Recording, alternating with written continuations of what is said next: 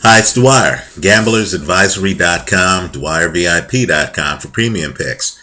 Remember, the opinion you should follow should be your own. Just consider this video to be a second opinion from a complete stranger online. You know, a 7-1 in some shops, long shot, Tony Thompson, delivered for us. Now, as the rest of the world was screaming upset, hopefully you were the quiet gambler, standing in line unnoticed after the fight with the winning ticket. I'm very grateful for the support I've received here online. I understand that there are a trillion places that you could go. I'm very grateful to have you stop by my videos. I do hope that many of you collected on and shared in the bounty on this fight. Now, I understand that there was a difference of opinion on the fight and that we were swimming upstream against public opinion.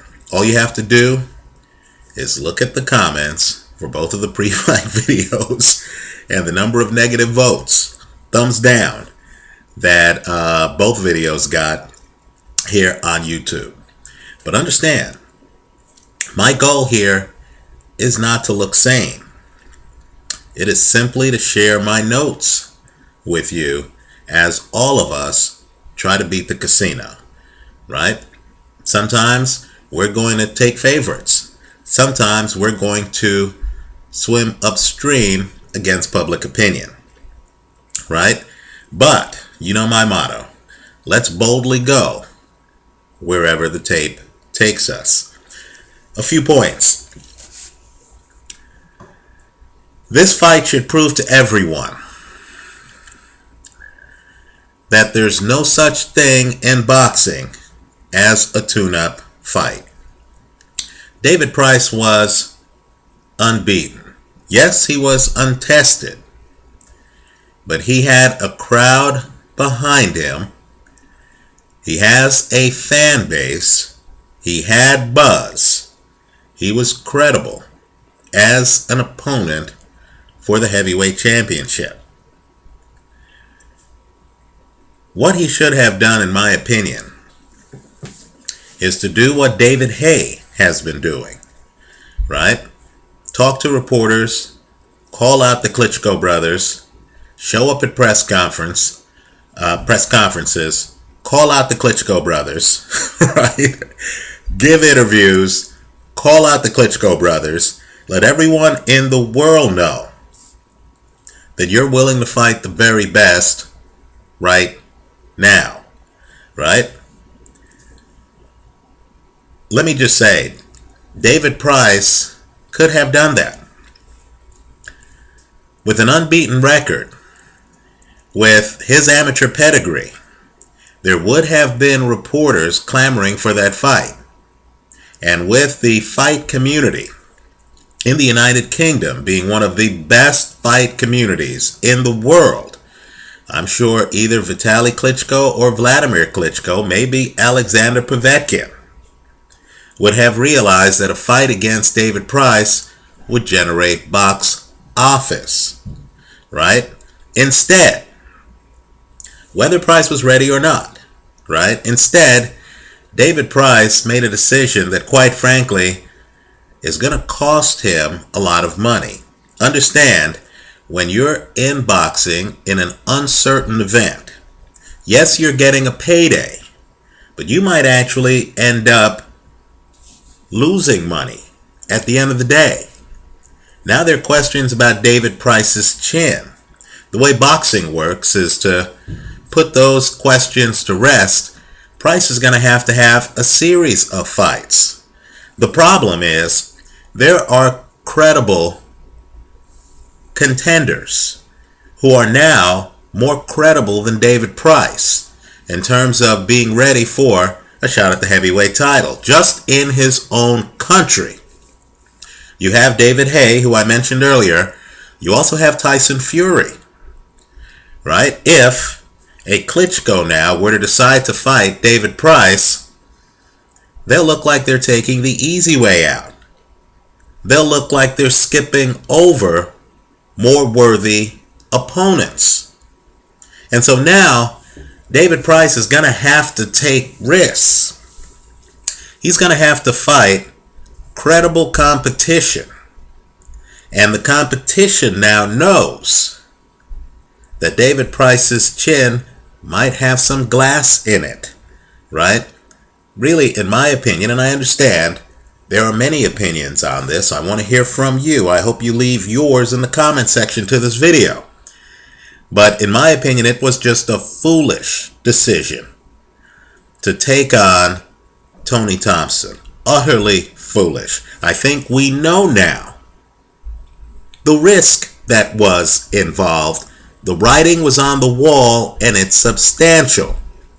Let's talk about Tony Thompson. Understand that Tony Thompson over the last 10 years has only lost to one man, and that was Vladimir Klitschko. We know going into this fight that Tony Thompson had been in the ring for a protracted period of time with world-class competition just from his 2 fights with Vladimir Klitschko. Tony had already been in the ring with a fighter who is better than David Price, or at least Tony's been in the ring in a championship setting against elite competition. Let me go one step further, and what I'm going to say now is going to sound controversial. In some ways, too, Tony Thompson was a more problematical matchup for David Price than Vladimir Klitschko would be. Understand that Tony Thompson doesn't rely on hand speed. Tony Thompson is a technician. The reason why he's still an elite fighter is because of angles and technique. The angles pose a particular problem for a young guy like David Price because Tony Thompson, unlike Vladimir Klitschko, is left-handed. He's a southpaw. Tony Thompson, when he fought Vladimir Klitschko, was able to take away Vladimir Klitschko's left jab. Just look at both tapes, both fights. Understand too, and I said this in an earlier video, in my opinion, Tony Thompson gave Vladimir Klitschko in their first fight the best fight Vladimir has had in probably the last 5 years. Right? It's very hard to deal with a southpaw who's taking away your jab. The angles are all different.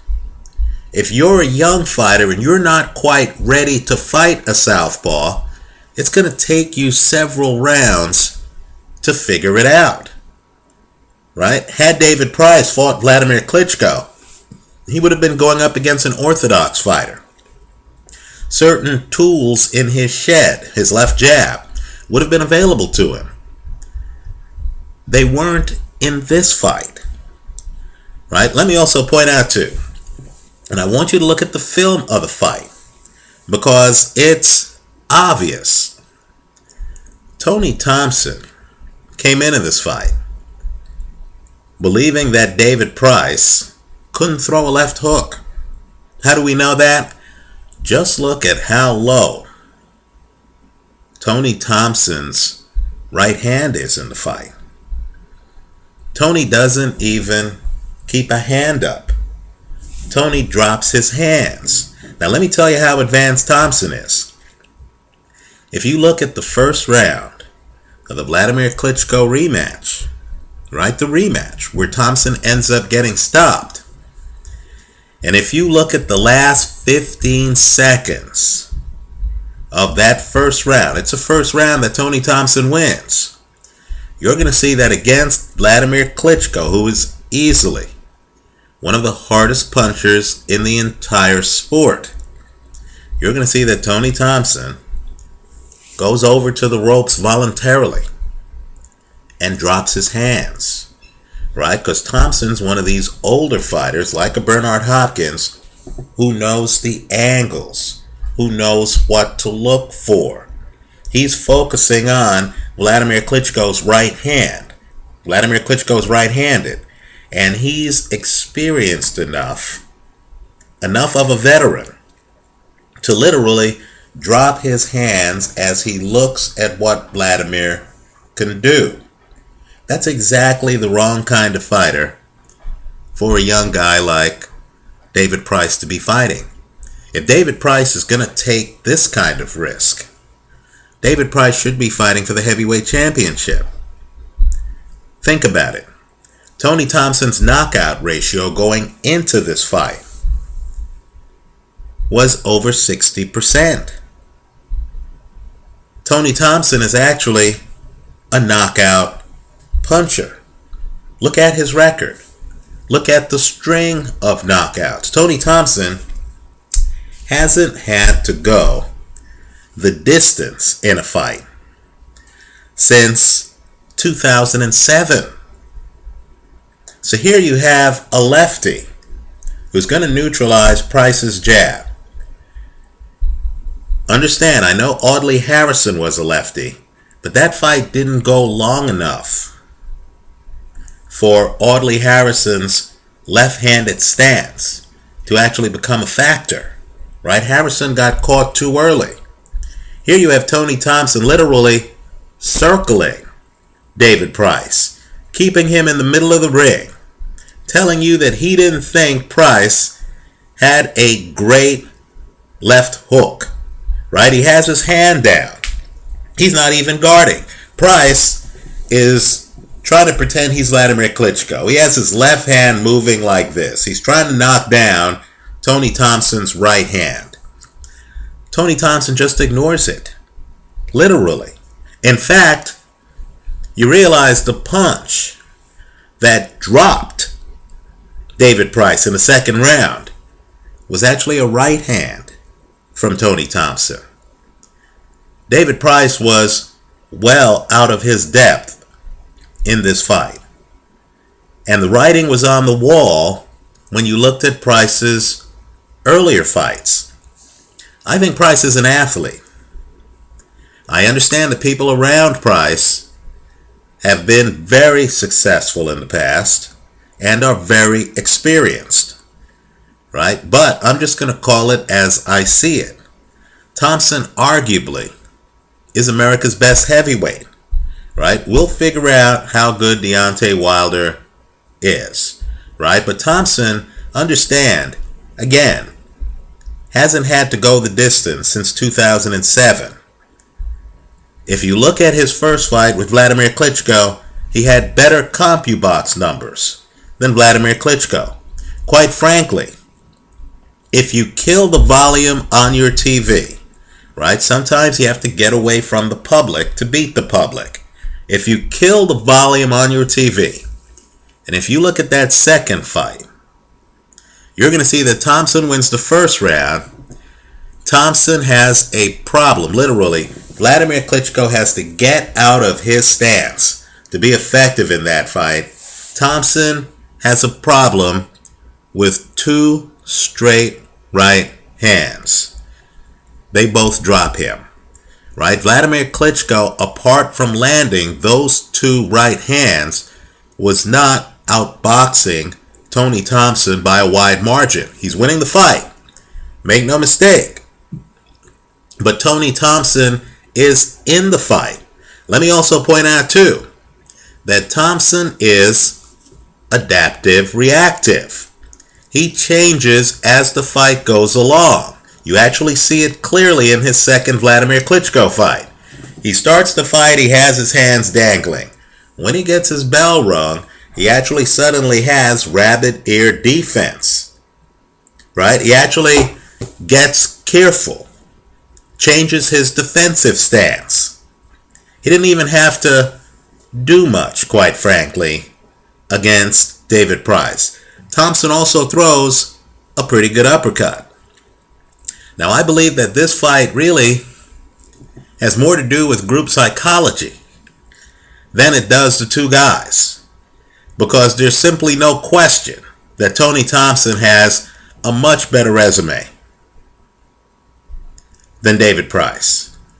There's no question that even against championship level competition, I mean literally the heavyweight champ, it took Vladimir Klitschko several rounds to figure out Tony Thompson. Right? The knockout in the first fight is in the later part of the fight. If you don't think that fight's close, listen to Emanuel Stewart between rounds as he talks to Vladimir Klitschko.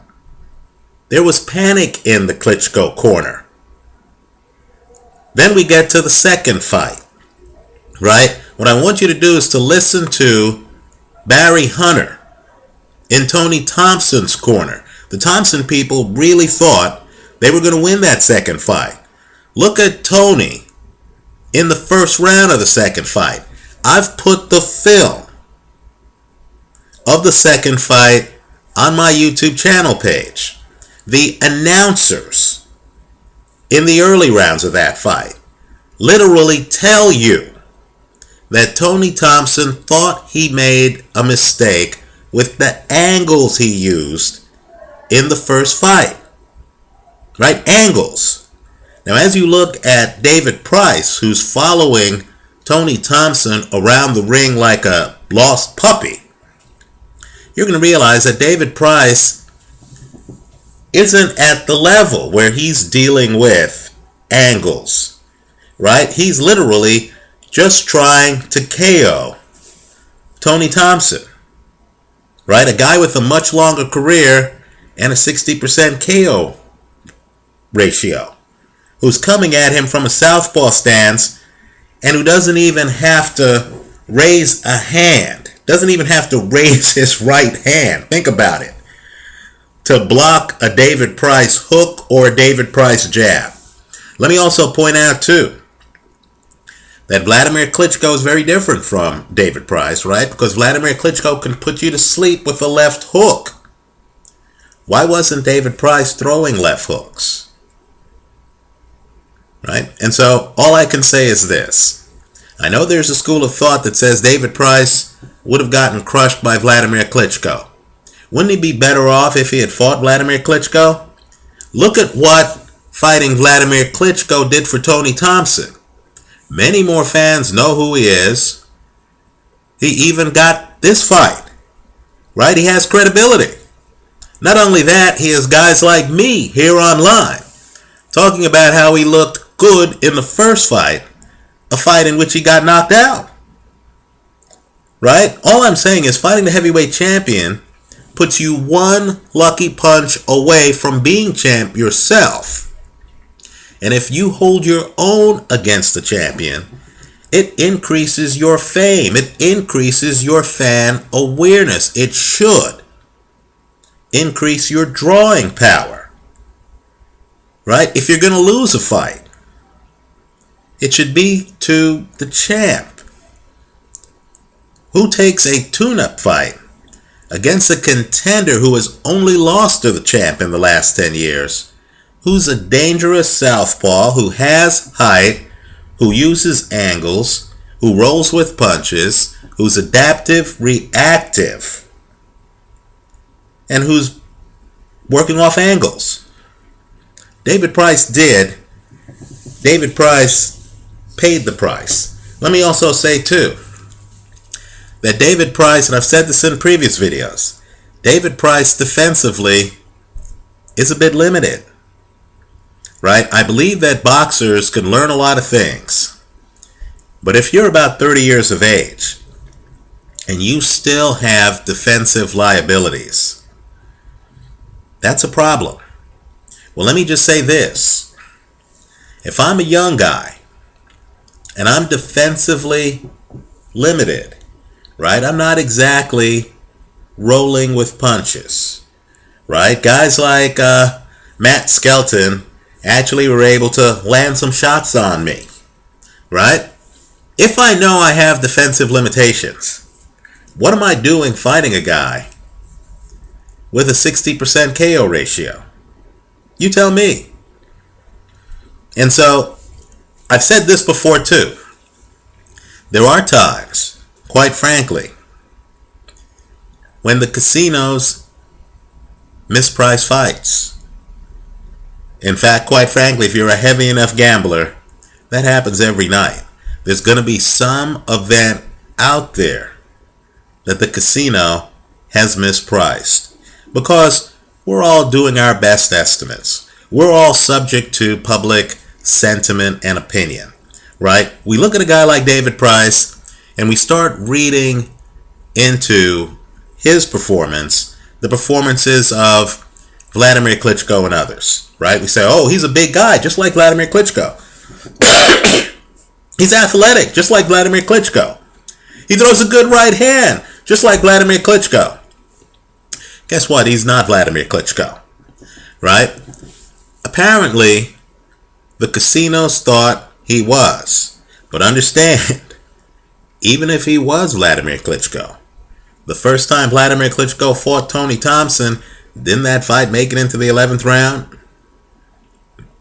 And so, all I can say is, the writing was on the wall here.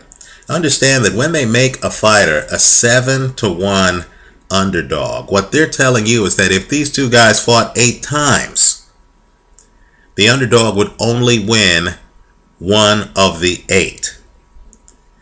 You know, I don't mean to sound too ridiculous. Before this fight took place, I said in a video here online that I would take Tyson Fury over David Price. Quite frankly, looking at the fight, seeing David Price unable to close the gap with Tony Thompson, unable to land a left hook on Tony Thompson, right?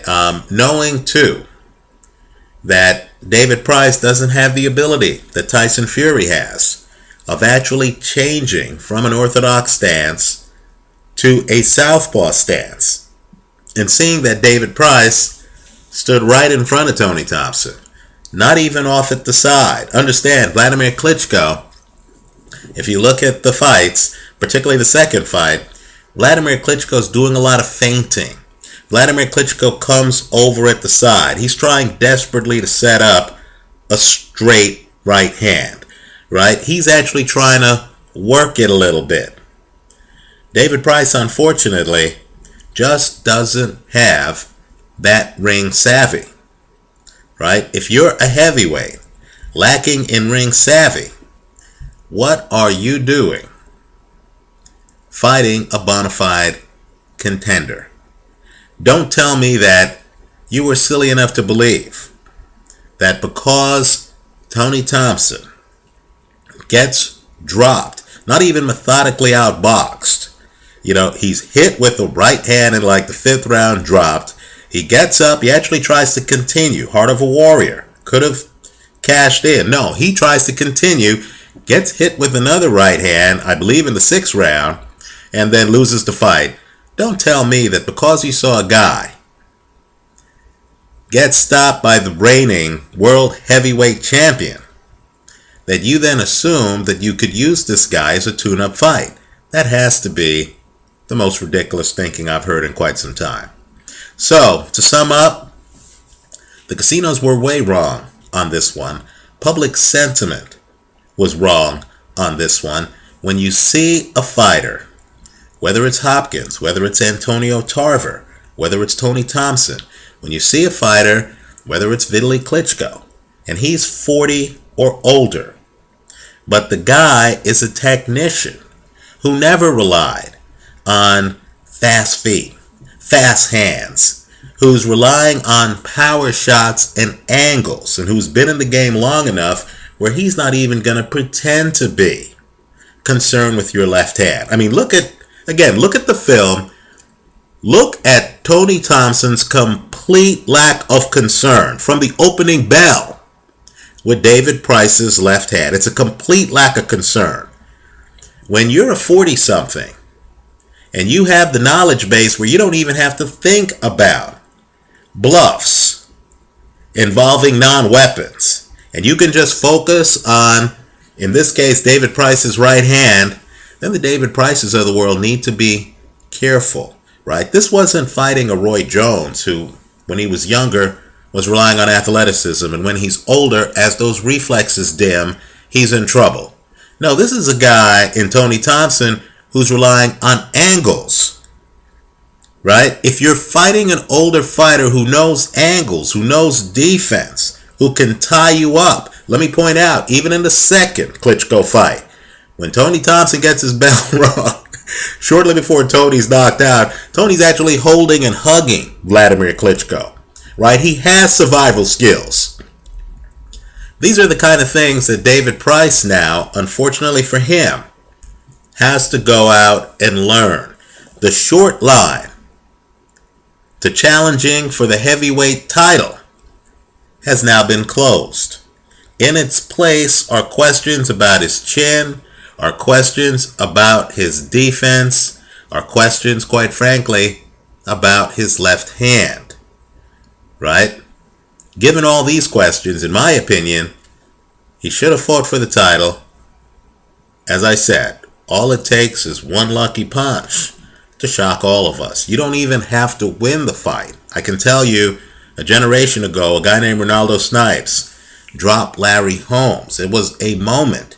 And for the rest of Snipes' career, when you saw Snipes, Holmes got off the canvas and won the fight. But for the rest of Snipes' career, when you saw Snipes, they always mentioned that he dropped Larry Holmes. He had the glow of dropping the heavyweight champ.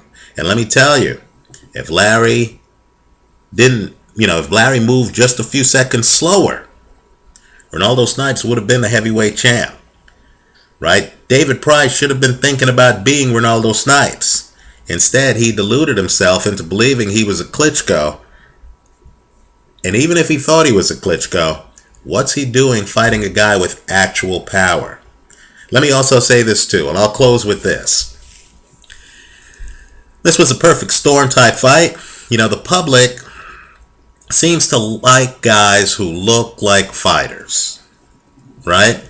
We want a guy who looks like he has a chip on his shoulder. We want a guy who just looks a little uneasy. Mike Tyson, right? You know, a guy who looks like he can't wait to hop in the ring. A guy who talks about doling out punishment on the other guy, right? When we come across a Tony Thompson, a guy who's comfortable with himself, who's laid back, who talks as much about his children as he does his fight plans, who's easygoing, right? Who, doesn't have a David Hay body. He actually has some body fat on him, right? And he's low key. We seem to underestimate a guy like that. That's a big mistake. Don't judge a guy by demeanor. Judge a guy by what he does in the ring, right? The focus here is boxing. It's not hype, right? In the ring, since 2007, Tony Thompson has not had to go the distance in a fight, right? Look at all the CompuBox numbers for Vladimir Klitschko fights over the last 5 years. I'll challenge the public, find me a CompuBox sheet that looks as even, in fact, looks tilted toward the challenger as much as that first Vladimir Klitschko-Tony Thompson fight. Also, aren't you on thin ice when you're fighting a guy who's already fought for the championship twice? Thanks for watching. I hope you leave your comments for me here online. Again, I'm going to continue to try to boldly go wherever the film takes us. It worked out for us here. We'll celebrate this one and get back at it for the next video. Thanks for watching.